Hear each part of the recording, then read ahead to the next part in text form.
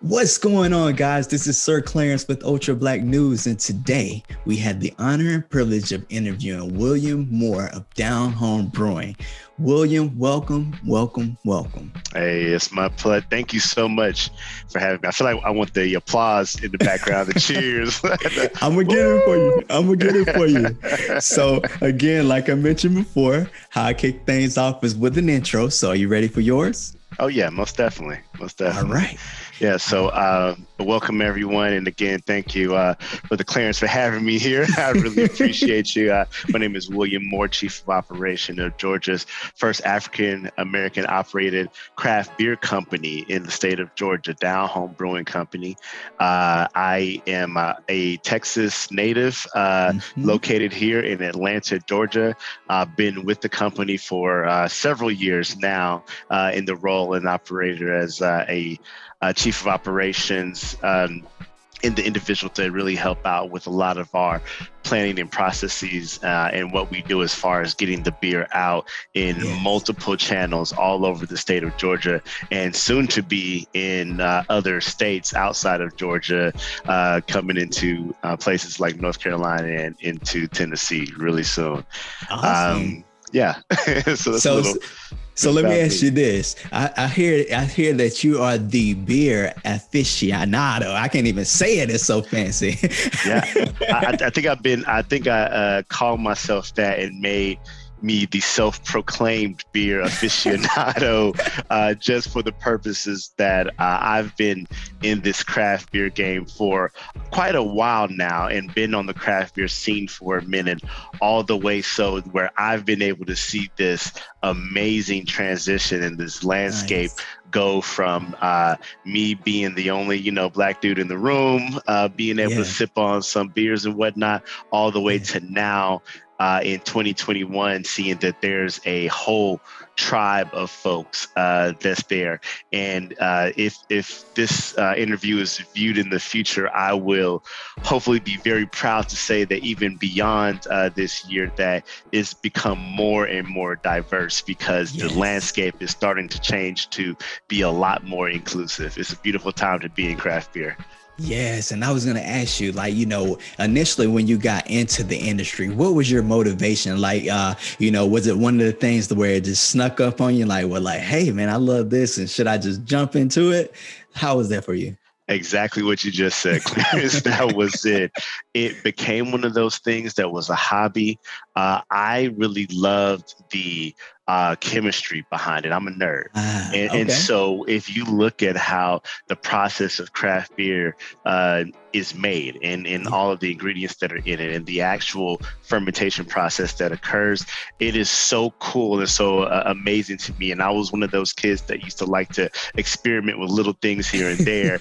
And to see something like craft beer to, just the process of making it and everything, I just instantly became a fan and became a hobby of it. And of course, the obvious reasons: beer is delicious and it gets you it makes you very jovial, very happy, and it definitely hits the spot when it comes to a nice, refreshing alcoholic beverage that you'd like to partake in. So it branched from that.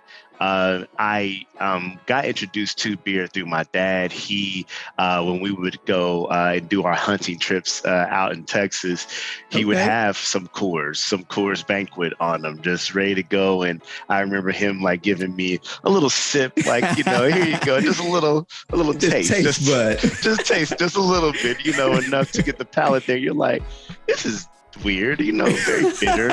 But then after that, was able to expand the palate and get into where you start drinking it and everything. You're like, oh, okay, this doesn't have to maybe just taste like one particular thing. It can have a whole spectrum of taste to it. I mean, it can span the gambit as far as being, something very bitter all the way to something very sweet, very savory, very chocolatey. I mean, it's so interesting and cool to see how something with 4 basic ingredients can taste like a million different things. So it's awesome. And I absolutely loved just getting into understanding, again, like I said, the science behind it and how versatile it can be. I love that, man. And let me ask you this. So I got a few things I'm gonna shoot at you with that. So in terms of the four basic ingredients, what does those look like for So, starting? yeah, so when you think beer, you think of the four basics. You have water, right? You have your malts that are in it. Okay. You have your hops that are in it, and then you have Okay. your yeast, right? Those Okay. are typically, usually with beer, the four main things that you Sure. get all the time: your water, hops, malt, yeast, and then from there you can play around with it and experiment a little bit with the water, malt, hops, yeast. I think I said hops. Yeah, yeah, yeah. Yeah. Yeah. You did. So what the thing that tends to be the ingredients that you play around the most with is usually the hops that's in Okay. beer. Usually some of the malt profile you can play with a little bit, and then the yeast strands you can play with. The hops Okay. tend to be the number one or main thing because it's the bitterness agent, if you Ah. will, in beer, where it does cause some of that bitterness that's Okay. there that you get in beer. But then when you start adding things like fruit or even fruit Yes. adjunct, when you start adding oats, when you start adding wheat, when you start adding barley, when you start Wow. adding different types of malt slash barley to it, then it starts to get to where the bitterness can go all the way so low to where you don't even taste the bitterness anymore. And What? those ingredients you can play with and really, experiment with. And the great thing about the diversity that you get in beer, or how it's being diversified, is that individuals in different cultures have different Yeah. palates. We all Yeah. have different palates in different things. A person who eats Indian food, Asian Yes. food, Mediterranean food, Mexican food, everyone grows up with these different palates. So then you Yes. have different flavor profiles compared to other individuals. And when you're able to bring in your flavor profile into the creation of beer, then you start to get a little bit more diversity into what you're sipping on. And you, Yes. more importantly, get to bring your culture to individuals who may not have been able to be exposed to it. You can take a Wow. trip halfway around the world through one cup of beer. And it's absolutely amazing and beautiful that ingredients of a nice beer can capture essentially the essence of a culture. I love it, man. And what you said, like, it definitely makes sense because, you know, I'm like a hot sauce man. Mm, And you definitely can taste the difference in Indian heat and okay, spice okay. versus, just the Oh yeah. regular heat. So, Oh yeah, like you said, the what is it? The capsaicin. Is it capsaicin yeah, in hot sauce? I think, and yeah, the I know the Scoville levels of yes. hot sauce varies, right? To Yes. the different Scoville levels there. I'm from Texas, man, so you talk hot sauce, you talking my language. Yes. And then I was going to mention too, I liked what you said about, having that science background and that love for science, because, when people think of science, sometimes they just only think about the human body or animals or, some kind of biotechnology and all of this stuff, and not looking at more, just something that's every day in front of you. It's Mhm. essentially science as well, because, if you get something wrong within that, it's definitely nothing to play Right. with. And that's the beautiful thing too that beer in some cases does, to where it normalizes science a little bit. There's, like you mentioned, science all around us. There's science everywhere, literally all around us, but it's so common that we don't necessarily take a minute to sit back and just kind of appreciate it for what it is. And when you start to Yes. normalize science, then you start to help develop that critical thinking that people can have to say, why does this do this? Or when I add this particular thing, why does it do that? That's interesting. Let me run the scientific method on this. Let me see if this can be duplicated. Mhm. Let me come up with a hypothesis to say, oh, Yes. if I add X ingredient to X recipe, then maybe it'll add this flavor. Will it work? We have no idea. But guess what we get to do? Experiment over and Experiment. over again and see what we get, and that's the beautiful thing, because it speaks to you wanting to have some curiosity, wanting to know exactly what something does and how it works. And when you get to that level and you are able to master it and understand that this is something that, you know, I have a full and wonderful understanding on, then you can teach others. You can inform others of how to do it. And then you can ultimately get to the point where you're essentially creating smarter people, smarter individuals, more aware. I'll say that, more aware of, or individuals being a little bit more cognizant of things. So yes, like that really makes sense. Like how you put it out that way. And I know what I'm about to say, it may not equate some way, but I look at it like running. So, you know, my background was track and field and stuff like that. Running is natural to everyday people. But when you get into sports, it's a science behind actual running and how you lift your knees and how you plant your foot down, how you pump your arms and how far your arms go back. It's like, it's science in that as well. So it's like you said, you know, bringing it into a sense of, you know, it being practical and making smarter. So, you know, I can make you a smarter runner. I can make you run faster and not harder.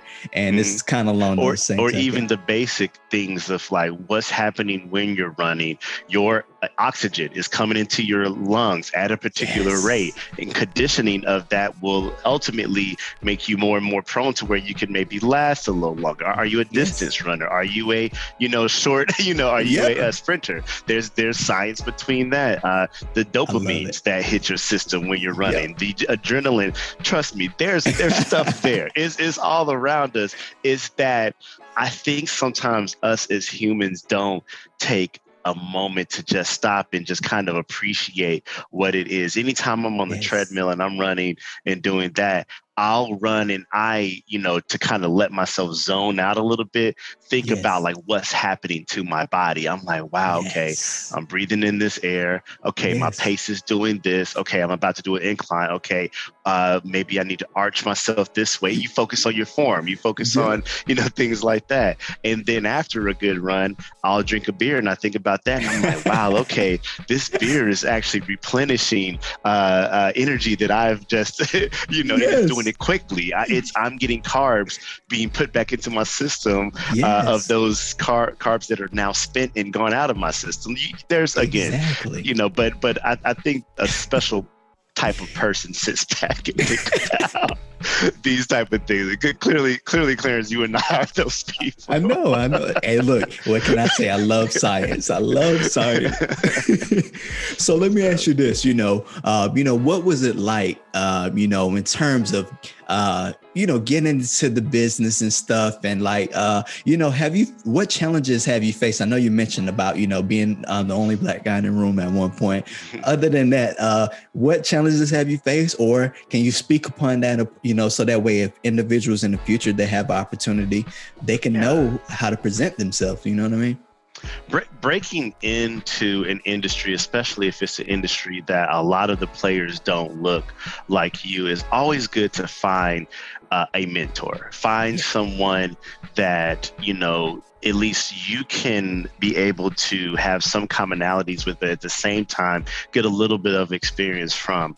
The chief of CEO, chief executive officer of Down Home Brewing, Christopher Reed, he's my mentor. He's the reason why I got into everything that I do right now with Down Home. But then in addition to that, he was the first one to show me all of the little things that you can do with, you know, with it and to expound upon it.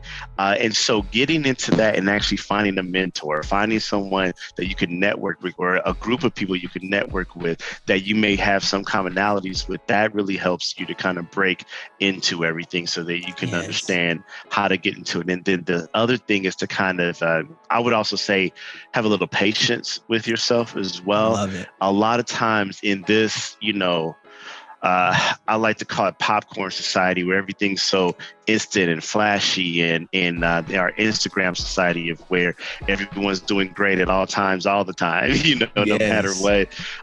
You have to kind of say to yourself, well, it's okay if I am where I am. Maybe eventually I'm going to grow, and you give yourself patience, give yourself, a year or two to, pick things up, to get things going. Don't think you have to get it over time, like in the next 6 months or 3 months, because you see someone on Instagram doing this, and that. I Your love journey it. is your journey. Your race is your race, if you will. Yep. You should run your race and not someone else's, because if you do that, you're going to beat yourself up and Yes. bring about unnecessary anxiety. Man, you're The spot other, on. yeah, I'll tell you a quick story, Clarence, and I've told this many times on other channels, but I like to kind of give it because it's a great example Yeah. of breaking into it. As far as some of the challenges that encountered when we first came out with the beer, and especially our beer on cans. Yeah. The people who, it was all on Instagram, people saw it and everything.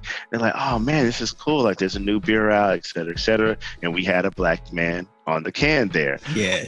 And we had someone go on, it was on Instagram, and said, oh man, these white boys lost their mind. They put this black man on the can, yada, yada. And we had to be like, hello, we're black.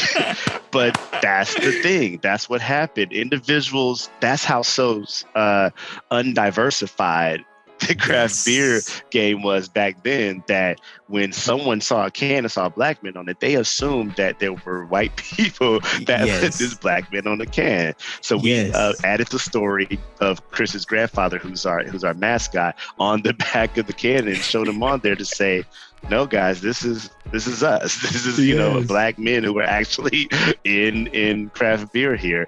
And that helped to kind of drive that narrative, but then also educate people Yes. and say that because a thing may be populated by a particular group doesn't mean it's only them that's in it, that there's other, Yes.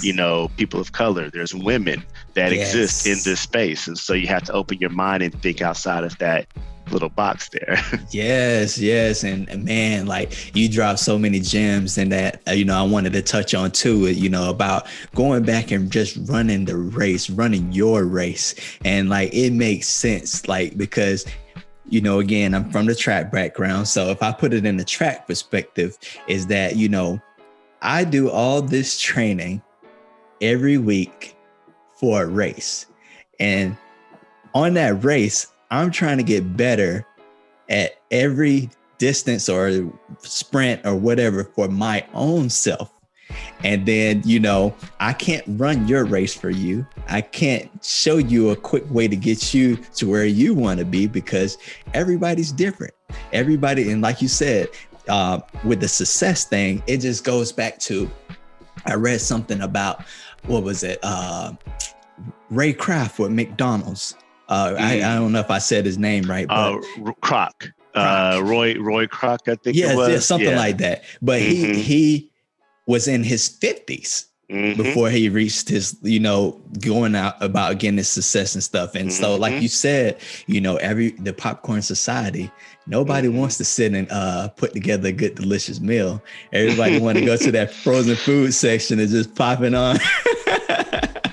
Just So I hurry up and love get it that. in, get it done. We can't have the attention span to say, let me focus on one thing. Everyone has to have this ADD. We're all over the place, and it's like we need to get back to that. We need to get back to like let's just pause, just hold on. Yes.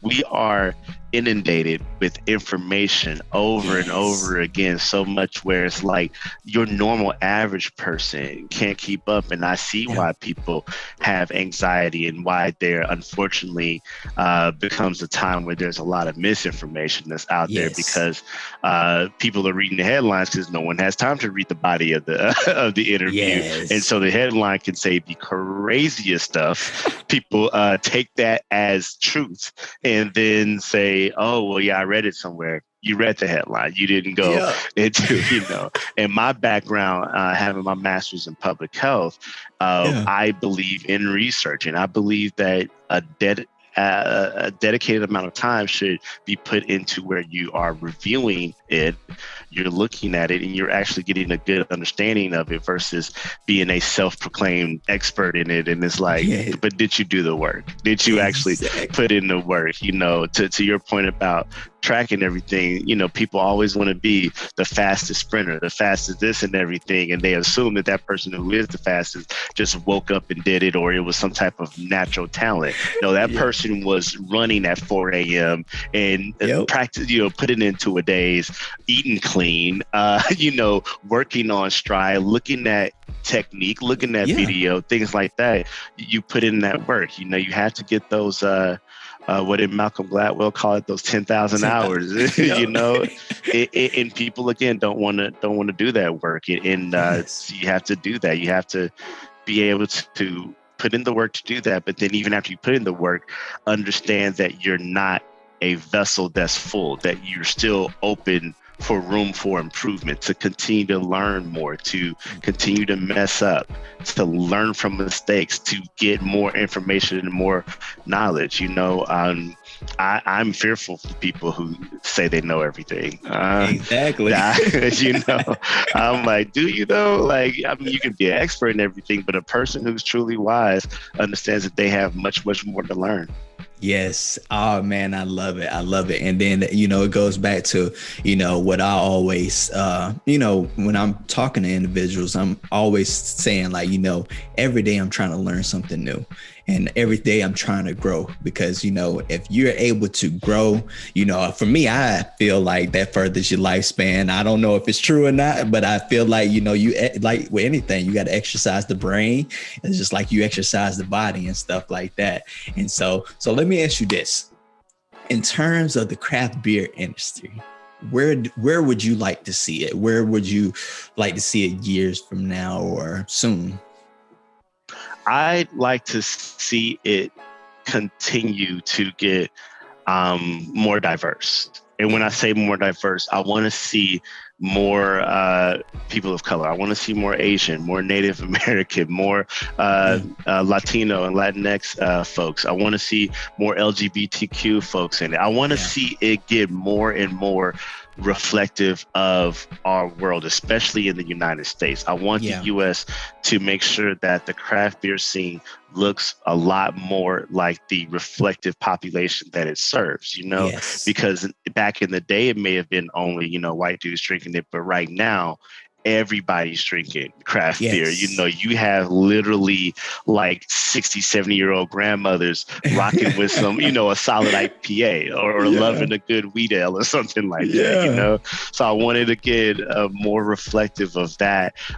There's an initiative going on of looking to increase the number of breweries that are Black owned actually in the country. Right now is less than 1%, and we're trying to get it up to at least 2%. In the coming years, you know, and that's a big initiative that's being an effort that's being pushed out there by folks. I won't go into detail yet until the announcement of it comes out. But the other thing that I want to see is the curriculum that's out there for craft beer to be expounded upon. I did a Cicerone certification. This had to have been about, I want to say about a year ago. And when I looked at the curriculum, a lot of the curriculum, you know, it focused on American, you know, IPAs, which makes sense because it was to be certified essentially for our type of styles of beers that we have here. And then it focused on like the English styles, and it focused on the German and Bavarian styles. And I thought, I couldn't help but think to myself when I was looking at the curriculum and seeing what it offered, I'm like, man, what about the African styles? What about the Indian styles of beer? You know, I'm like, I noticed that was conveniently left out of the curriculum. But again, you have to think about it. Who developed the curriculum? Who taught them? Who let them maybe create the standard, if you will, of that? You know, it's quite like it's ways to question that and to think about that, because again, you have to consider that if you create standards, and they're based off of your experiences of what you know or what you deem to be the gold standard, and it trickles down from there. It's your standard. It's not taking into consideration others. And so I would love to see craft beer inclusion to mean that curriculum that's being taught on the standards of craft beer include multiple perspectives, i.e. is perspectives of people of color.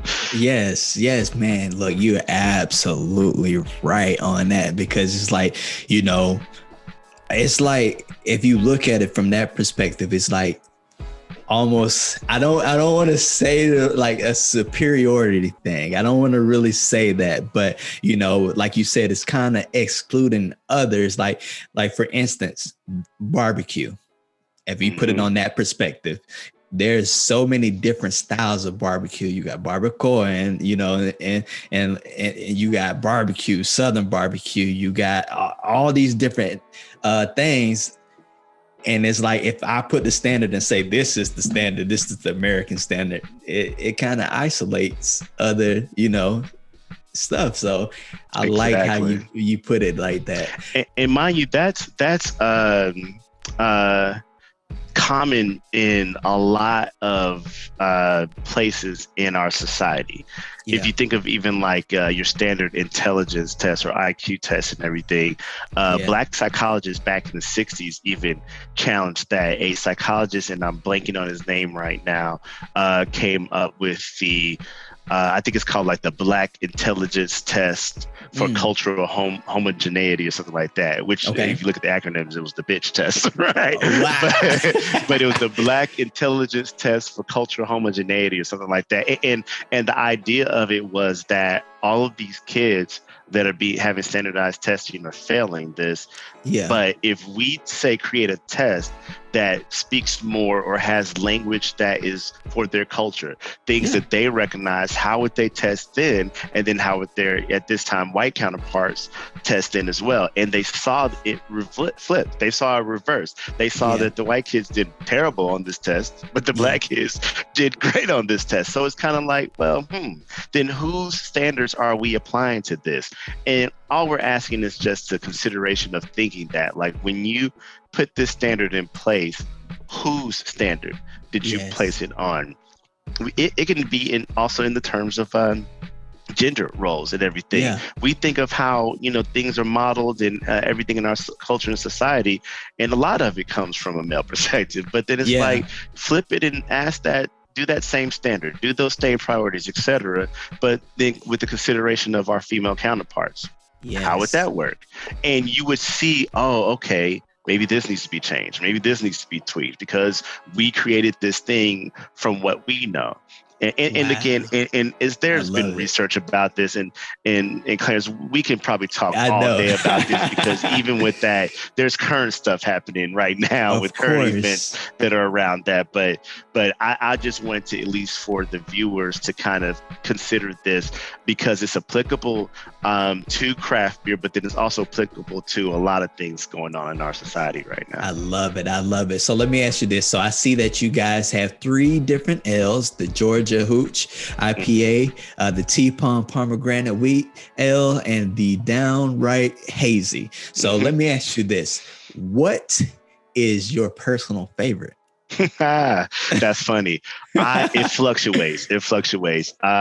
If you would have asked me maybe like a year ago, I would say it's the pomegranate because that's our crown jewel. That's the one that gets people in the door and that a lot of people tend to love. They sip that pomegranate ale and they're just like, oh my gosh, this beer was absolutely amazing because it doesn't hit you over the head with a crazy amount of bitterness, but it's not like a weak drink either. You know, it's actually something that you taste and you're like, oh, okay, this isn't bad. And it has a good ABV level and alcohol by volume level that allows you to kind of get, you know, a nice little buzz going with it too, you know, and it's very, what we call in the industry, crushable. You know, you can drink it and kick it back and drink another one and not feel too bad. You know, you drink a third, you may want to sip some water, but you can enjoy a few of them, you know, because one of my pet peeves is some of these beers out there that you drink one and you're just like this. I'm out for the day. It's like I want to maybe have 2. Yes. Yes. Now, as of lately, I like to experiment with beer, and especially mixing it with like different things. And our downright hazy, I recently made a beer cocktail with it that I got inspired by one of my friends who's a chef. She was just like, "Oh man, you gotta like try this, do a little this," and so we took the hazy. And we mixed it with a little rum. And it was like flavored rum. I think I used like pineapple flavored rum or mango flavored rum or something. And then some ginger beer. So essentially made it like a beer cocktail, but it was like a beer dark and stormy. I dubbed it the hazy dark and stormy. Took it to a festival that was going on, poured it up for some folks. People were like, "Oh, so y'all have this on the market?" I'm like, "No, we do not. This is my cocktail that I'm kind of playing with, we're messing around with." And when I tell you, they absolutely loved it. It was something that was a nice cocktail. So I am a fan of taking it and drinking the beers by themselves, but also, maybe playing around with it, mixing around. Again, it's chemistry, right? It's all chemistry. It's balancing the perfect flavors out, seeing what works, what doesn't work. And then ultimately you come in, you're like, "Oh, hey, we got a winner here. This is something that I could serve up with a nice squeeze of lime and a little ginger garnish on it." Something like that. I love it. And then that's the biggest thing too, making sure that it pairs well with whatever you eat. So, a lot of people out there, it's like almost like, with wine and stuff like that, you got your white versus your red, and trying to figure out what pairs well with what you eat and different things like that. So I love it. So I just want to throw out this little request here. If you guys want to experiment on something, I need something called the dark orange or something coming out, to represent my Florida sunshine. So, just go ahead and I'm throwing that nugget out there. The dark orange. Okay. I'll tell you what, Clarence. I'll munch on that a little bit in my mind, and I'll let it mull around a bit, and we'll see what we can do. We could probably make some shake with that. I'll let you know. All right, that's my little thing. I'm throwing that out there. So let me ask you this. What advice would you like to leave? For individuals that's out there that's looking to get into industry, or just in general about following their dreams and stuff like that? Like I mentioned earlier, number one, find a mentor, find a person that you trust, that you want to pick their brain, and set up a time to talk with them. I have been a mentor and am a mentee.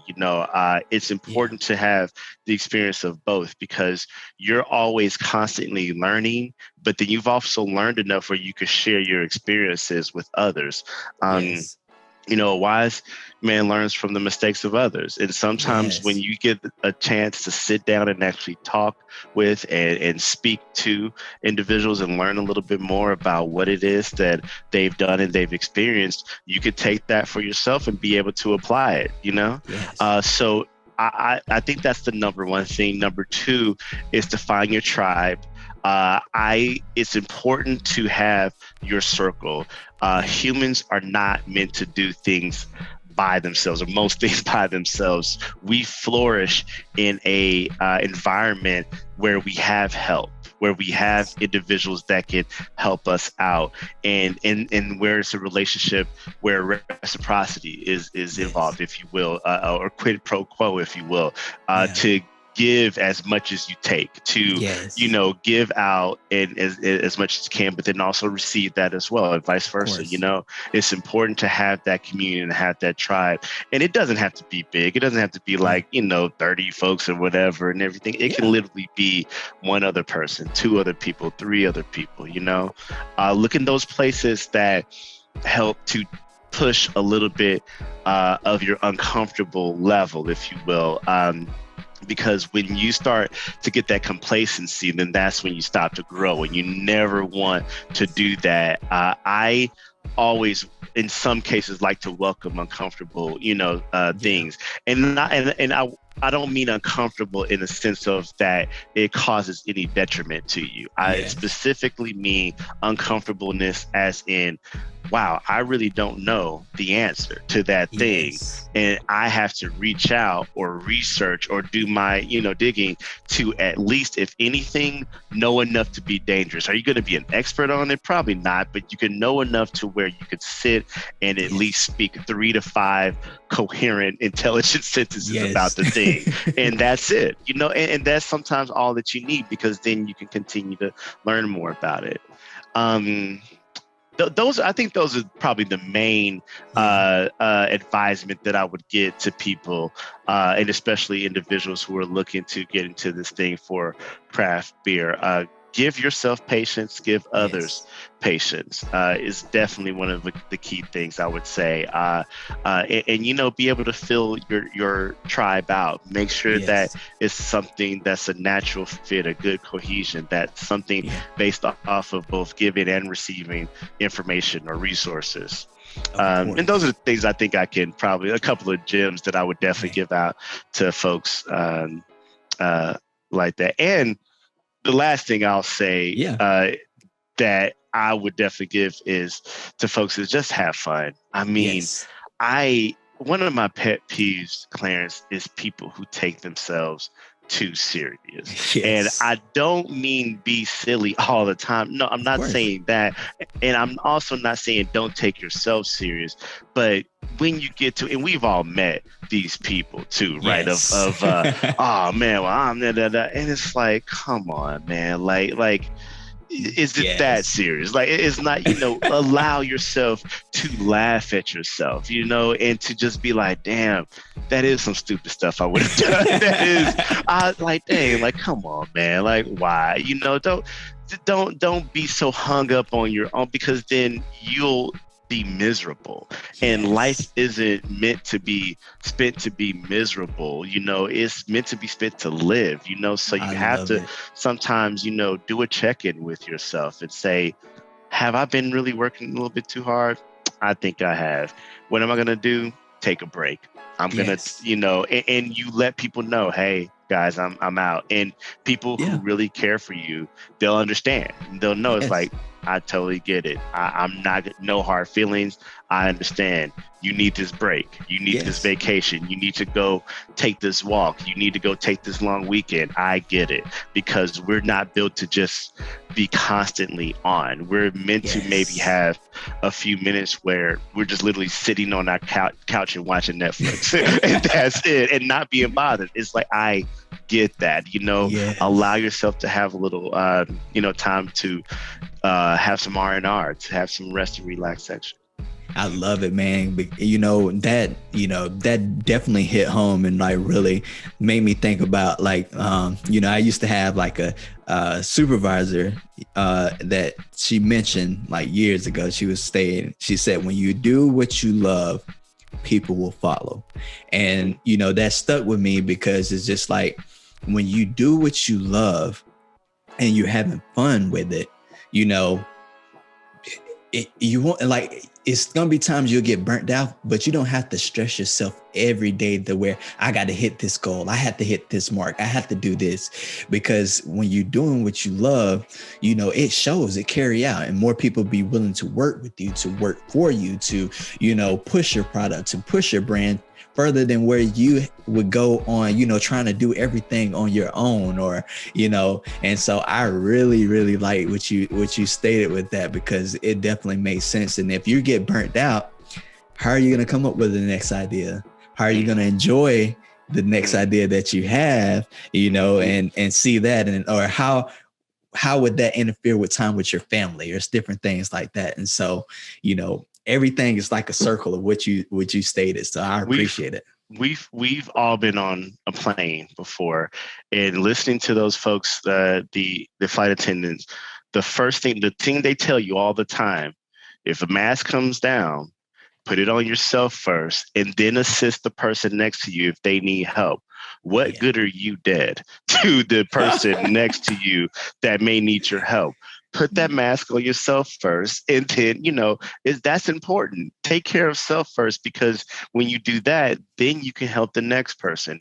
If you Yes. don't, you may be unfortunately putting another person in a unfortunate circumstance. Take care of Yes. yourself first, because what good are you dead? Yes, yes. I love it. Well, hey, man, it's been an honor interviewing you. And at this point, I like to say you family now. So, definitely I'm great to like, share when's this. the next episode, man? I love to. This is one of my. What's going on, guys? This is Sir Clarence with Ultra Black News, where we aim to highlight all things good in the Black community. So if you're new to our channel, make sure that you hit that like button, make sure that you subscribe, and then make sure that you share this with friends and family members. Make sure to tag them in the post as well if this is great content that you enjoy and that you believe that they will enjoy as well.